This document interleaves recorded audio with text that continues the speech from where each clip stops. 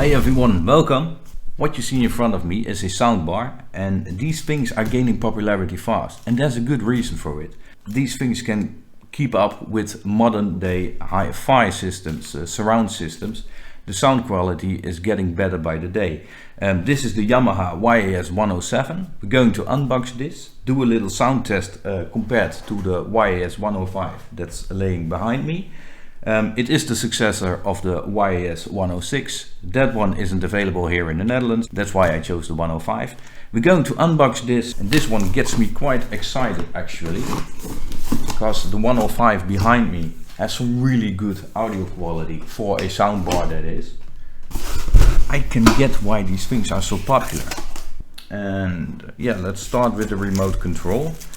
It's a standard remote control, of course. It has some basic functionalities. On off switch, very handy. You can switch between sources, the surround mode, stereo mode, all that kind of stuff, volume, subwoofer volume, and mute, of course. Very handy, but you can also control it with your iPhone, and I will demonstrate that in a bit. Then we have let's see, what is this? Looks like some separators. I think these are two standoffs for the soundbar. We'll have to find that out. Then we have the power port for powering the device, and a micro USB. What's this? A micro USB to USB-A adapter. Okay. If I'm not mistaken, the micro USB port is for service only, so I think this is nothing more than a USB adapter, so you can put a USB stick in, but I have to see that. Okay, and as I said, this is the power port, and this will be used for powering the device, so we're going to need that. And then some more packaging material. We have the soundbar itself.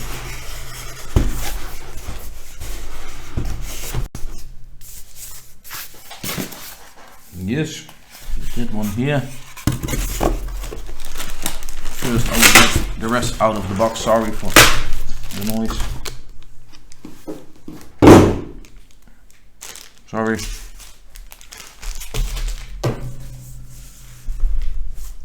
So, first let me get through the contents of the rest of the package. You get a optical audio cable, a Toslink SPDIF cable, and it's for digital sound to the soundbar, so very handy. Some documentation. This one is a warranty card, if I'm not mistaken. Europe, North America, and Central and South Africa. Middle East, Asia, okay, and this must be Russian. Yeah, okay, Russian as well, okay. Then we have some more Russian writing, and I can't say what it says. So. And we have the important notice document. Must be important. And this is the manual in different languages. And this is quite nice. If you want to mount this to your wall, this soundbar, this is a paper adapter mounting tool. Very handy. You're gonna need it if you want to attach it to the wall. Nice. And the soundbar itself. It's not even that heavy. So the soundbar itself, it has a cloth finish around it. Looks very nice. Also feels very decent. If we have a look at the front of this soundbar, you can see the Dolby Digital / DTS input selection LED indicators. It has a soft touch menu control. This one is for input selection, some volume controls and on off control. If you have a look at the sides, you can see the woofer outputs. And this one comes with two 1/8 inch dome woofers, two 3-inch subwoofers and two 1-inch tweeters. So that gives you a maximum of 120 watts of audio power. And if you have a look at the back is the power connector. Then next to that we have the active subwoofer out. Let the neighbors enjoy what you're watching or listening to. We have the analog audio in. Next to that is the Toslink optical in SPDIF connection. We have a HDMI in connection. And next to that we have a HDMI out connection, which support ARC, and that's audio return channel. And this one also supports CAC, so you can control it with a remote control. That's the idea. Further on we have some rubber pads for it to rest on. But if you want to attach it to the wall, you use these mounts and it will rest on the wall like this. Okay.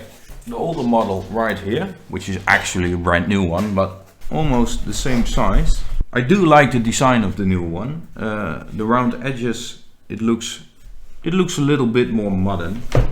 Yeah, I really like it. And I'm actually going to replace my JBL XTI multi-speaker setup for this.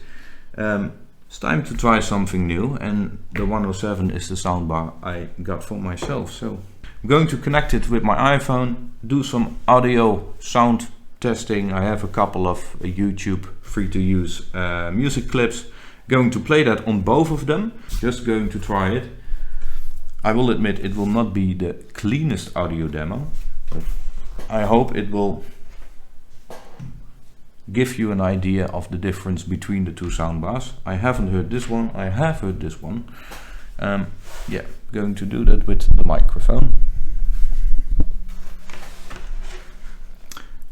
Yeah, first let's power it on. So, microphone in place. I'm going to test them at both distances and yeah, just going to play some music on it. Let's see what it does. Power on. Nice. Shouldn't be that hard. Yes.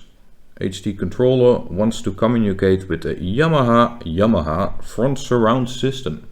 Allow. And it puts me straight into the app of Yamaha. And we are connected to the soundbar. So we're going to select surround. And I'm going to select music. Like that. Yes. Volume is set at 10, and if we change the volume, you can see it does that same as the 105. It does it by changing the LED indicators on the front, so that's a nice touch. And we're going to push the volume, I think, all the way up to 25. Yeah. And we're going to play some music. Yeah, so I have 3 songs. One is cinematic audio, the other one is hip hop with very little vocal, but bass, and the other one is a bit of a mix between both. So going to play them, going to scroll to them short, going to start with the first song. Yes, play.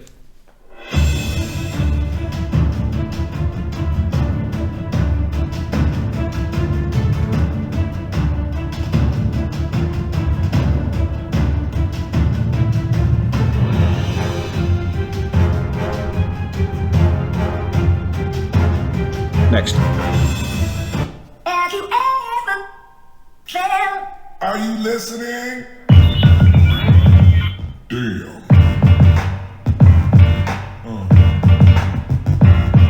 Yeah. Yeah. Next.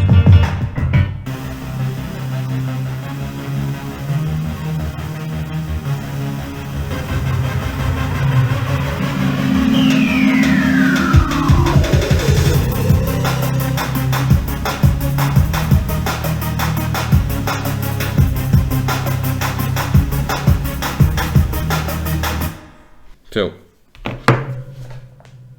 that's that. Second soundbar. Let's switch back to the music. Yes, and we're going to repeat the 3 songs. Yes, let's start.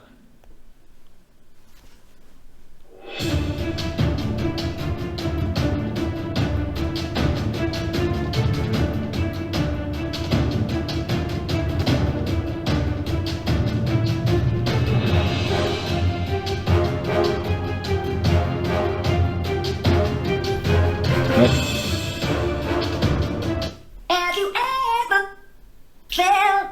Are you listening? Damn.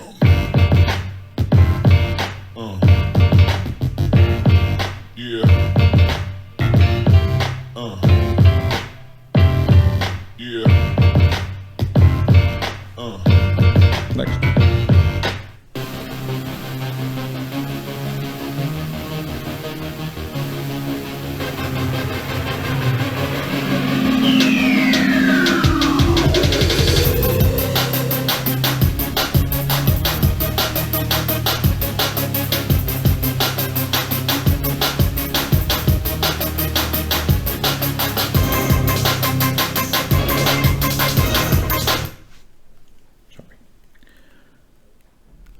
Okay, so that is the 105, which actually doesn't sound that bad at all.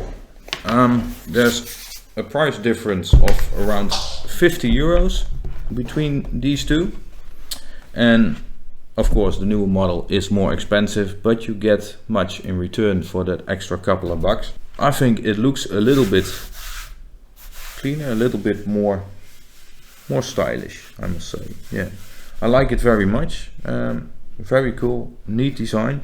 As I said, the 107 I will use for myself, and the 105 is, well, just for the comparison. So compared to each other, which one sounds better? I think the 107 definitely sounds better. Why? I think this one has a little bit too much snistering highs. The highs are a little bit overwhelmed, a little bit too much, and I think the balance with the 107 is a little bit better, and I hope it will come clear in the video. So of course the 107 is the newer model. It's the model from late 2017. For that extra couple of bucks you get way more options. You get Bluetooth 4.1 as the 105 has Bluetooth 2.1. The new one of course has HDMI and does support 4K with HDR, so that's a big plus. On 60 Hz, that is. The HDMI out also supports ARC, audio return channel, and CAC. You get the DTS support, so that's cool. You get the soft touch, and with the old one you have the physical buttons on the top to control it. So yeah, with the HDMI functionality and a little bit bigger tweeters, and I think that's a big plus. The sound quality is overall a little bit better. I will leave the video at this. If you have any comments, suggestions, maybe some advice, please leave them down in the comment section. If you want to see more of our videos, please subscribe. Thank you for watching and hope to see you in the next one. Bye!